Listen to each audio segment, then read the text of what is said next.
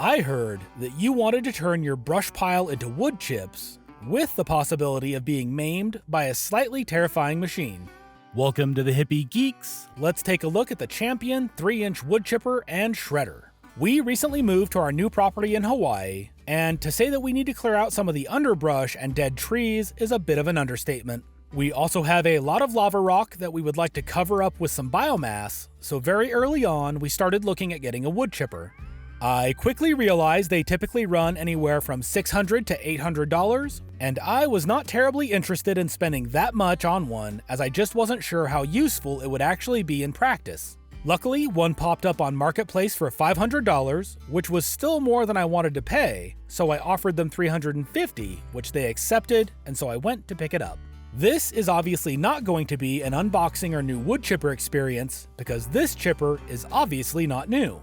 The folks that I bought it from said that it was only 2 months old, but the rust in various places tells me that it is probably a bit older than that. Not to mention, they also no longer had any of the accessories that came with this unit when it was new. With all of that said, however, this video should be able to give you a good idea about its strengths and weaknesses, what it is like using it in the real world, and if I feel that it is worth full price from a big box store. You may have noticed that I just said using it in the real world, because the first thing we need to talk about are all of the warnings that are all over this machine, because there are a lot of them. There are 2 ways to feed material into this unit.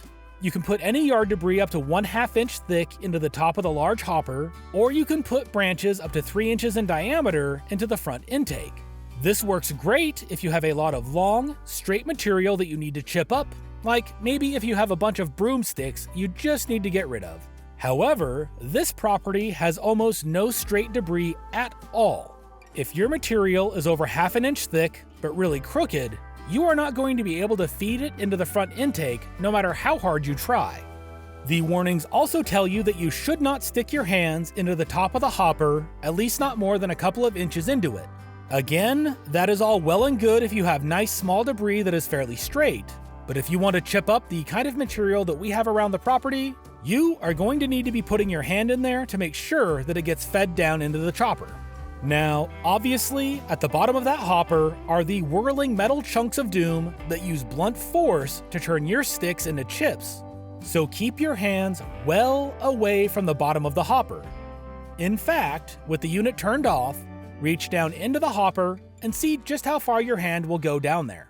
Once you have done that, actually tip the unit over and really try to stick your hand down there. If you are a short troll like I am, your hand likely will not actually be able to get down into the blades, something that you will really want to know before you are actually using the machine. With that knowledge in mind, it can help to guide you with the decision to actually stick your hand in the hopper or not. I am obviously fine with it, but everyone needs to make their own choices.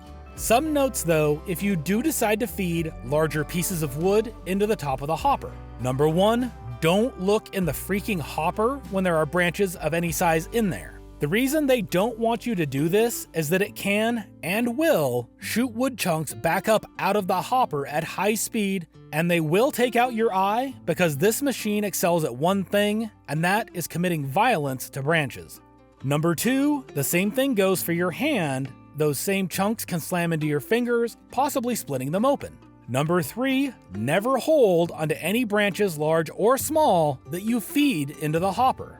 More often than not, the whirling blades of doom will grab a hold of that branch quickly and suck the whole thing down in. And if you have a hold of it, at best it is going to hurt as that branch is ripped from your grasp, and at worst, it will pull your hands down into the pulp zone, and you really do not want your hand to be down in the pulp zone. Something that I should have probably mentioned at the beginning of this video is that you should definitely be wearing hearing and eye protection, and probably gloves as well when you fire this thing up. Like I said before, the machine will shoot some wood chips straight up out of the hopper at high speed, and that doesn't even mention what is coming out of the actual business end of the chipper. If you look over here on the side, this is the chute that everything is supposed to come out of, and I believe that when you buy it new, it comes with a little guide that forces the wood chips down towards the ground. Mine did not come with that particular attachment, so what I have is a wood chip machine gun that will attempt to destroy anything in its path. To combat that tendency, I use a piece of plywood leaned up against the machine, which works pretty well, but then some of the debris will hit the plywood and then shoot out sideways from there, though at a slower speed.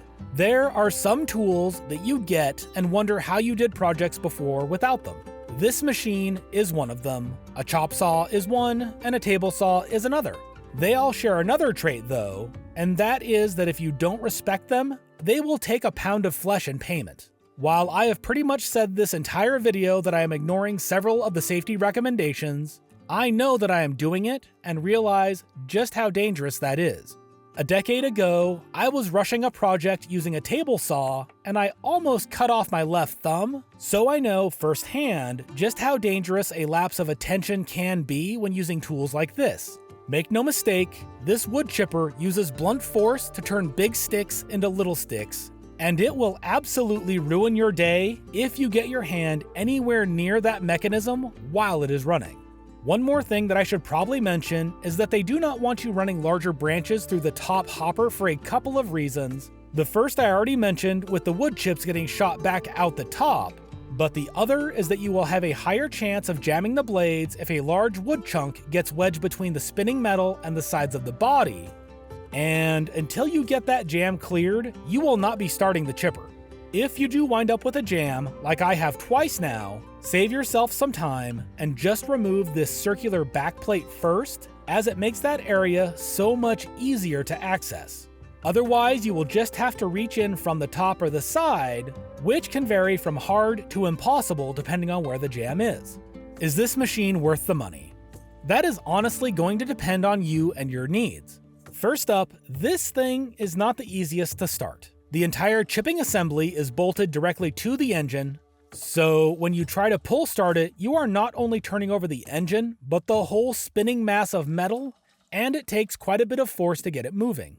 If you are smaller or have trouble with a pull starter, you may not even be able to get it going. It does start up fairly easily with the choke though, so if you can get it to turn over, you should be able to get it to start.